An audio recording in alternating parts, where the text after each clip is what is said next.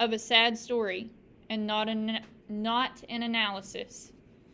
Okay, so what you guys need to be sure to avoid when you are writing your essay over Romeo and Juliet over this same prompt is that you avoid doing every single thing that student just did. Okay? All right, the first one that got a 7. This essay is a competent discussion of the social commentary presented in Golding's Lord of the Flies. It does well in developing a representation of childhood distorted by circumstances and coherently discusses the contribution of this experience to the meaning of the work as a whole. Although some textual detail is presented, the analysis is less sophisticated and incisive than that of essays in the 9 to 8 range. Okay, so basically this is saying if you want an 8 out of 9 or a 9 out of 9, your analysis has to be better than the analysis presented in the first essay. And I thought that analysis was pretty dang good. Okay, the student demonstrates a firm grasp of the novel in general, but offers no sparkling insight. I thought the insight was good. Despite its very accurate and thoughtful reflections on human nature and on Golding's revelation of the dark side of children once they are placed outside the limits of civilized society, the essay provides only the most obvious observations about the children's misadventures. This response to the prompt does not exhibit the same level of effective writing as do those in the top category, which is 8, 9. When we see one that scored 8 or 9, do you have one of those? I do not, but I will try to find one. Okay, it may not be the same prompt as this, but we can at least read the prompt and see what an 8 or a 9 looks like to them. So, you guys are aiming to create better analysis than this first one and to have better insight than this first one. Okay? And you have plenty of time to do it. This student had 40 minutes. Okay, we are going to review intro paragraphs and topic sentences. Like I said, you guys have already seen this. You have already wrote an intro paragraph and topic sentences to go along with your intro paragraph. Okay, so this is not new information. This is a review.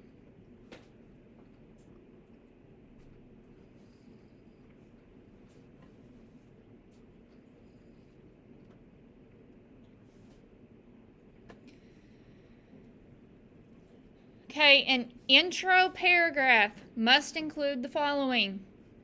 Hook to capture readers' attention and introduce the paper's topic. Explanation of why the topic is important without saying this is important because. Do not ever say that. Do not ever say this is important because. Do not ever say this quote shows blah, blah, blah. Okay, this quote supports my theme. No, none of that. Okay, somewhere in your intro paragraph, you need the title, the author, and the genre of the text. You also need any necessary background information, but you need to remember that your audience, whoever is reading your paper, has already read the story, Romeo and Juliet. So don't get carried away providing 5 sentences of summary to a person that has already read the story. Okay, a transition that explains how the hook and the thesis connect. Okay, so you're going to have a hook, transition sentence, thesis statement. Okay, in your thesis statement, you need something specific from the text, the what, and the why. Why it's important, which is going to be the overall meaning of the work. Okay, if you have not already put the title, the author, and the genre of the text, previously in the intro paragraph, it will also go in your thesis statement. But if you have already stated that in your intro paragraph, you do not have to state it again in the thesis statement at the bottom of your intro paragraph. We only need that information one time. Okay, a hook needs to introduce the paper's topic in a way that lets the audience care. Okay, you can ask a question, but I would suggest you not do that, because although that can be an effective hook, if you do not do it correctly, it can also be extremely ineffective. So I would probably stay away from that one. Okay, give an example situation. Use a quotation that is relevant to the topic. Use a what if, aka hypothetical situation. What not to do. Hello, my name is Lisa, and I'm going to tell you about Dr. Martin Luther King Jr. This is an essay about Dr. Martin Luther King Jr. I'm going to tell you about him. Oh my goodness. Never, never, never, never.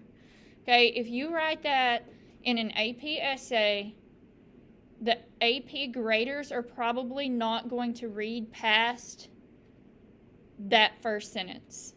Okay, because that is just absolutely atrocious. Don't do that. Don't do anything similar to that in this essay. Okay, writing a thesis statement and topic sentences. Okay, so the text for this one is The Hunger Games. We are talking about Peeta and why he's important to the story. Okay, so pattern in the evidence. Peeta repeatedly demonstrates his desire to remain true to himself. Okay, and then the abstract thematic concept that this thesis statement is going to address is identity. Okay, thesis statement is topic plus debatable opinion. Okay, can the reader identify the topic of the thesis statement? The topic might be a symbol, character, motif, archetype, or any other relationship the writer creates among diction, imagery, and details that the student writer has identified. Can the reader identify the debatable opinion, the claim, in the thesis statement? Or does the statement merely identify a detail or fact from the text? Does the statement merely summarize the evidence from the text? Okay, be sure in your thesis statement that you have an overall claim.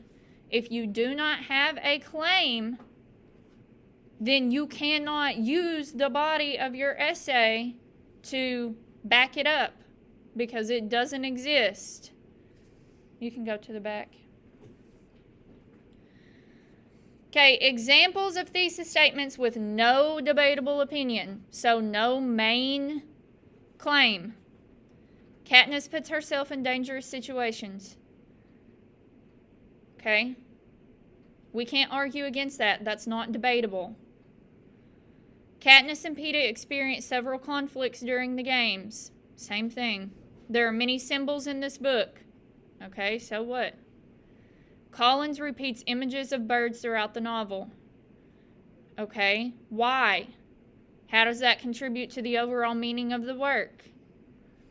Collins uses the forest as a metaphor. Same thing. Okay, examples of thesis statements with a debatable opinion, which is what you have to have in order for it to be a thesis statement. Katniss repeatedly places herself in dangerous situations to protect others, demonstrating how one can obtain a capacity for human compassion and protective nature. Okay, there is a debatable opinion. That is the overall claim in this thesis statement. Collins emphasizes the differences between the citizens of the wealthy capital and the impoverished citizens of District 12 to reveal the way that wealth and poverty influence societal values. The Mockingjay functions as a symbol of resistance and rebellion. Okay, so in that essay, they would be proving that the Mockingjay stands for resistance and rebellion. Someone else might think it stands for something different. Okay, that makes that debatable. Okay, formulating topic sentences. Because the thesis statement contains the main claim or debatable opinion that the paper will prove, the topic sentences must connect to and address aspects of the thesis. Divide your thesis into the pieces of the argument that you will use to prove your thesis. State these clearly in your topic sentences.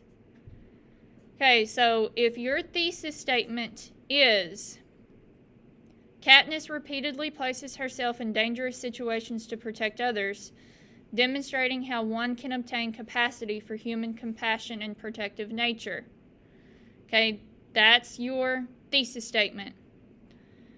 Your first topic sentence might be Katniss is volunteering to take her sister's place in the dangerous competition immediately after Prim's name is called, demonstrates how one can be more concerned for a family member's safety than their own. Okay, this topic sentence is connected to the overall claim in the thesis statement.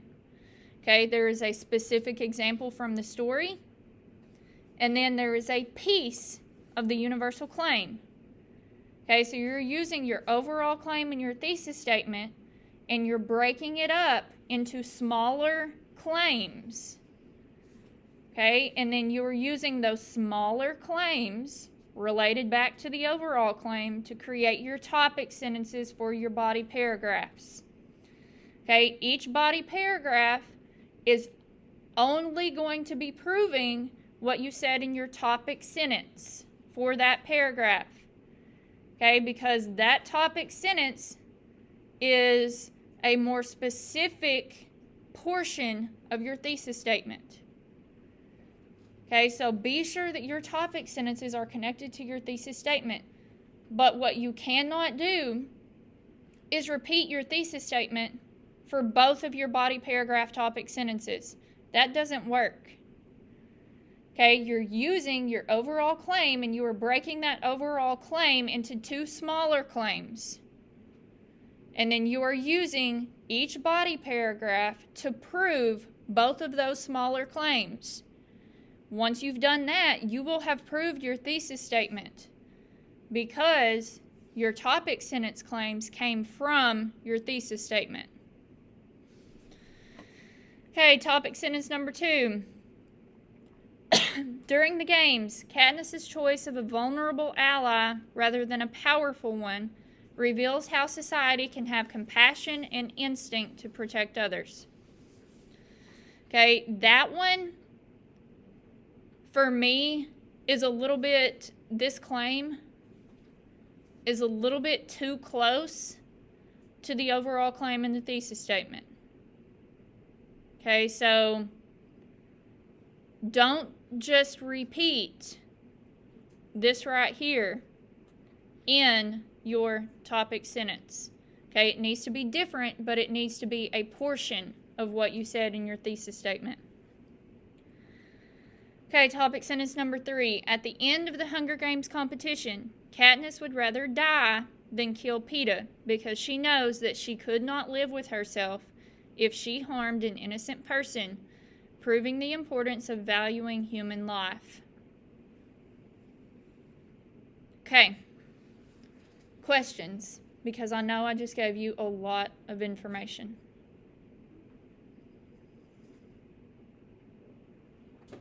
I'm about to start having you think about what you are going to be writing your essay about. Okay, so just in your brains, I want you to brainstorm what you think your overall claim for your essay is going to be.